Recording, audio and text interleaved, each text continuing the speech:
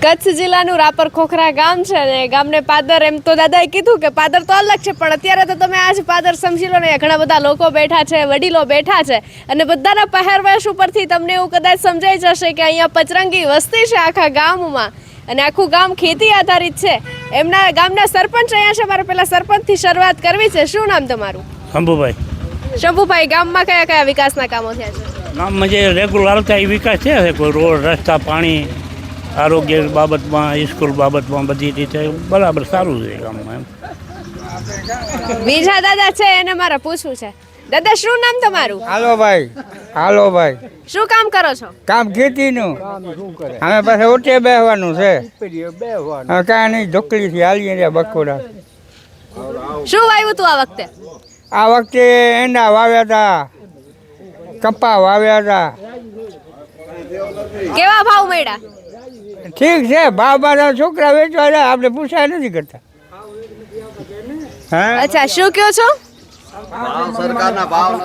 આપણે જે આવક પ્રમાણે ભાવ નથી આવતા જે કપાસ હોય એરવાના હોય વરિયાળી હોય જીરો હોય શાક જીરો હોય એના ભાવ આ વર્ષે બહુ ડીમ ભાવ આપ્યા છે સરકારે એમ એટલે ખેડૂતનું આમાં આજુ કે કાંઈ વાર નથી જેટલો આપણે ઉત્પાદન છે એથી વધારે ખર્ચ થયો છે આ વર્ષના એવું છે બધું સરકાર આગળ માંગ કરવા કે તમારા માધ્યમથી પત્રકાર આપણે મીડિયા માધ્યમથી કે સરકારને એવો ખબર પડે કે ભાવ કાંઈક પોષણ ભાવ આપી ખેડૂતે બહુ નુકસાનીમાં આ વર્ષે એમ સરકાર એવું કહેતી હોય છે કે સરકાર સહાય આપે છે સહાય મળે છે સહાય છે ની સહાય શું કહો છો દાદા સહાય બહાર કાંઈ દેતો નથી ને અમે બીજ ને ને લેવા જઈએ ને તો મોંઘો પડે વરિયાળી નાટા ને 35 ને 40 રૂપિયા ભાવ ને બીજ લીધો તો 100 રૂપિયા થયા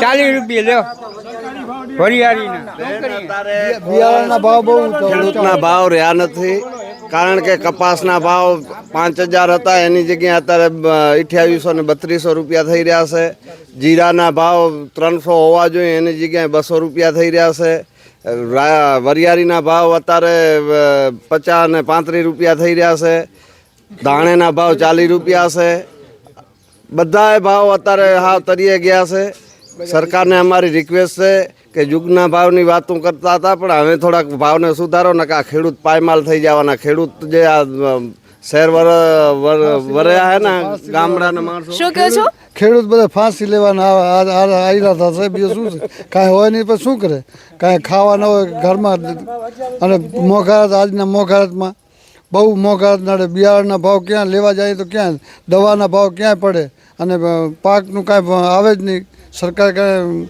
માને જ નથી રાખતા સરકાર એવું કહે છે કે અમે ખેડૂતોને ગમે તેટલી સહાય આપી ગમે તેટલું સારું કરી ગમે તેટલા સારા ભાવ આપીએ પણ ખેડૂતને સંતોષ નથી એવો કાંઈ નથી સંતોષ કેમ ન હોય સંતોષ તો હોય પણ આ ખર્ચ મોટા છે ગઈ સાલે 600 રૂપિયા ભાવ હતા તો કેમ સંતોષ નહોતો સંતોષ જ હતો ને કેમ ન હોય 5000 ભાવ હતો તો કેમ સંતોષ નહોતો હતો જ ના પણ ભાવ જે તરિયાના ભાવ આલ્યા જાય ખેડૂતોને પરવડે નહીં તો શું કરવાનું અને ખેડૂત હવે શહેર તરફ જ રેણ કરશે કારણ કે ગામડામાં ખેતી રહી જ નથી તો શું કરવાનું ભાવ નથી આવતા શું કરવાનું બીજા કોઈ ધંધા ગામડેમાં ખરા ખેડૂતોને ઓછા ભાવ મળવા માટે કોણ જવાબદાર હોઈ શકે જવાબદાર તો હવે જો આમ તો સરકારનો નિકાસ ન થાય એટલે સરકાર જ જવાબદાર હોઈ શકે ને નિકાસ માથે હાલે ને કપાસ છે કે જીરા કોઈ પણ નિકાસ થાય તો નિકાસ જ નથી તો શું કરવાનું શું વિકાસ થાય તો ભાવ વધે ને ગમે તે વસ્તુ વિકાસ થાય તો વધે આજે વરિયાળીના લેવા ગયા હતા તેથી 1200 રૂપિયા અડધા કિલાની થેલીના હતા અત્યારે કિલાના હમુરા 35 રૂપિયા પૂરું થાય ને ખેડૂતનું પૂરું થાય બેન આમાં શું કહો 100 રૂપિયા હતા એ જગ્યાએ 230 રૂપિયા આપ્યા બરાબર ને બીજા ક્યાં વિકાસ કઈ જગ્યા થયો એટલે સરકાર એવું કહે છે કે વિકાસ થયો છે એટલે મારે એમ પૂછવું છે કે રાગપર ગામમાં વિકાસના કયા કયા કામો થયા છે અને પણ વિકાસ તો ગામમાં કામ બતાવો છે જ નહીં વિકાસમાં કાંઈ વિકાસ થતો જ નથી અહીં 25% મળે બરાબર બીજું કાંઈ મળતું નથી 25% મળે અચ્છા, ગામમાં બીજા વિકાસના કયા કયા કામો થયા છે? વિકાસના તો જે સ્કૂલ છે કે રોડ છે કે એ તો જે રેગ્યુલર આવતા હોય આજે 12 મહિને એના ધોરણ મુજબ જે ગ્રાન્ટ મળતી હોય એ તો મળતી હોય છે. આ તો ખેડૂતને પાયમાલ છે અત્યારે ખેડૂતની તકલીફ. મત આપવા જાવ છો દાદા? મત આપવા જાવ છો? હા મત આપવા જાય હો આજે હમણાં ચૂંટણી આવે છે, ખબર છે? અત્યારે આવે શું લાગે કઈ સરકાર આવવી જોઈએ? તમે તો કોંગ્રેસ ને ભાજપ બંનેનું શાસન જોયું. બધેનો અમને એમ દેખાય કઈ આવશે દેખાય ભાજપ આવશે હા ભાજપ અત્યારે કેમ એવું દેખાય છે? અત્યારે હવામાન એનું છે હવામાન એનું છે. ઉપર સરકાર મોદી છે એટલે હવામાન એનું છે તમને શું લાગે કઈ સરકારનું હવામાન હોવું જોઈએ? હો તો હવે અત્યારે રામ મંદિર બનાવેલું મોદીનું હોય તો બીજા ન હોય ભાજપનું હિન્દુ તત્વનું હોય રામ મંદિર એને બનાવ્યું ને કામ બીજે નથી બનાવ્યો જે કામ કરે ને હોય વિકાસના નામથી નથી, બાકી મંદિરના નામથી આવશે સરકાર. અચ્છા, શું? વિકાસના નામથી નથી, બાકી મંદિરના નામથી આવશે ભાજપ. વિકાસ ખેડૂતોનું કાંઈ વિકાસ નથી કર્યો મોદી સરકારે. ખેડૂતોનું કાંઈ વિકાસ નથી કર્યો મોદી સરકારે. બાકી હિન્દુ તત્વ કે રામ મંદિર હોય કાંઈ એવા મુદ્દાથી કદાચ ભાજપ સરકાર આવી જશે એવું દેખાય છે. અત્યારેની જે સરકાર છે એ સરકાર તો એવું કહે છે કે અમે સહાય આપીએ છીએ, 2000 રૂપિયાની સબસિડી આપીએ છીએ. આજે આમાં ખેડૂતોને શું થાય? સબસિડી શેની આપે? આપણે બેંકમાં ધિરાણ લઈએ જમીન ઉપર તો એમ કે અમે તમને 0% વ્યાજે અને તો વ્યાજ અમારી પાસે 3 થી 3.5% લઈ લેશે બેંક.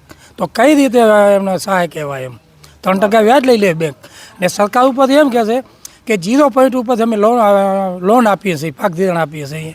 તો કઈ રીતે એને એ પાક ધિરાણ 0% અમારી પાસે 3.5-4% વ્યાજ લઈ લેશે બેંક. તો સરકારને જોવા નથી કે બેંક એની તપાસ કરે કે આ 3.5% શેનું વ્યાજ લેશે 0%ના નામથી. સરકાર એમ કે અમે 0% ઉપર ખેડૂતોને લોન આપીએ રહ્યા. શેનું 0% આવે? નથી આવતા. શું? 2,000 રૂપિયા જે આવે છે 4 મહિને 6 મહિને એ પણ હવે ઘણે ખેડૂતોને આવે છે ને ઘણે ખેડૂતોને નથી આવતા. અમુક ઘણા બધા એવી રાવું આવ્યું છે કે થઈ ગયો બંધ. તમારું શું મંતવ્ય છે કઈ સરકાર આવવી જોઈએ? અમારો સરકાર તો એમ કહે કે 5-5 વર્ષે ઉથલી જવી જોઈએ. ગમે તેવી સરકાર હોય, ભાજપની હોય કે કોંગ્રેસની હોય. તો જ કેમ રાજસ્થાનમાં 5 વર્ષે ઉથલી જાય તો જ એને ખબર પડે કે આ પબ્લિક કેમ હાલે. એકને એક શાસન સારો નહીં. 25 વર્ષથી શાસન છે, જોયો ને તમે આ સુરતવાળો. કોઈને મતનો અધિકાર છે? આજ લોકશાહીમાં શું હોવો જોઈએ? મતનો અધિકાર તો એને પોતાનો હોય ને. આજે લોકસભાની બિનહરીફ એમને એમ થઈ જાય, ફૂટી જાય બધા. એમાં બધેનું કોંગ્રેસ હોય કે ભાજપ ગમે તે હોય એને લોકશાહીનો અધિકાર તો છે ને. એને મત કરવાનો અધિકાર ઝંટી લીધો તો આ શું કહેવાય? 5-5 વર્ષે સરકાર ગમે તેવી હોય. હું એમ નથી કહેતો કે કોંગ્રેસની હોય તો કોંગ્રેસની હાલે ને ભાજપની હોય તો ભાજપ. 5 વર્ષે બદલી જવો જોઈએ તો વિકાસ. રાપરના લોકો પરિવર્તન ઈચ્છે છે? રાપરના તો હવે આ તો હવે લોકશાહી છે બેન. એમ કેમ કહી શકીએ કે ઈચ્છે છે કે નથી? તો કોઈ ઈચ્છતા હોય ને કોઈ ન ઈચ્છતા હોય એવું હોય. અચ્છા, શું કહો છો? એ પેટી ખોલે તો ખબર પડે. એ તો શું થવાનું હોય તો પેટી ખોલે તો ખબર પડે. તમને શું લાગે છે આ વખતે પેટી ખુલશે તો કોનું જાદુ ચાલી ગયો હશે? એ તો આજુ ખેડૂત તો તકલીફ થવાની જ છે ભાજપને. શા માટે એવું લાગે છે? આ વિરોધ બધો ચાલે ને એના માટે. પણ ક્યાંક એવું નથી લાગતું કે વિરોધ હવે ધીરે ધીરે કરતા ધીમો પડી ગયો છે? ધીમો ન પડે ને બેન, ધીમો ન પડે. અંદરથી બધાને એક આ ખેડૂતને ભાવ નથી મળતો એના માટે, અને બાકી બધા વિરોધ ચાલે ને એટલે તકલીફ તો થવાની જ છે. એક સીટ ઉપર થશે કે પછી આખા ભાજપને ઠપકો લાગશે? ભાજપને ઠપકો નહીં લાગે, સરકાર થવાની પણ તકલીફ થવાની. પેલા જેટલું સરળતાથી બધું મળી જતું હતું એટલું છીવી આવી હતી એવી નહીં આવે, તકલીફ થવાની. લોકો એવું માની રહ્યા છે કે આ વખતે થોડો તો ફટકો પડવાનો છે, તકલીફ થવાની છે. અને એક સારી બાબત તો એ છે કે લોકોનું એવું માનવું છે કે પરિવર્તન તો થવું જોઈએ. જો પરિવર્તન થશે તો સરકારને ખબર પડશે કે બધું એમના હાથમાં નથી. આ લોકશાહીનો દેશ છે, બધાને પોતપોતાનો અધિકાર છે મત આપવાનો. અને જો એ અધિકાર જો છીનવાઈ જાય તો પછી લોકશાહીનું નામ નિશાન નહીં રહે. માટે આપણે આવા અનેક ગામ છે, છેવાડાના વિસ્તાર છે જ્યાં ખેડૂતો છે તે ખેતી કરતા હોય છે, પૂરતા ભાવ નથી મળતા હોતા. કોઈ એવા ગામ હોય છે કે જ્યાં પીવાનું પાણી નથી મળતું, કોઈ ગામમાં રોડ રસ્તાની સમસ્યા હોય છે. આવા એક નહીં પરંતુ અનેક ગામ છે. અને અમારો ધર્મ છે કે અમે છેવાડાના માનવી સુધી તમને પહોંચાડીશું અને તમારા સરકાર સુધી એ દરેક માહિતી પહોંચાડીશું કે જેમના ઉપર એમણે નજર રાખવાની જરૂર છે. માટે જોતા રહો BS9 TV news. Anchor Shah સાથે નમસ્કાર.